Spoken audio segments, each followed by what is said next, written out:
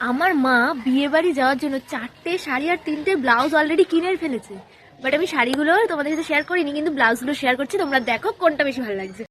First এই green কালারের ব্লাউজটা দেখো, কাজটা কি সুন্দর করা রয়েছে। এই যে হাতার কাজ, এটা ব্যাক আর এটা ফ্রন্ট। হাতার কাজটা দেখো কি সুন্দর লাগছে, সাইডের গুলো ভীষণ সুন্দর লাগছে, ফুল বডি প্রিন্টেড। এই ব্লাউজটা তো লিটারালি ভীষণ সুন্দর লাগছে।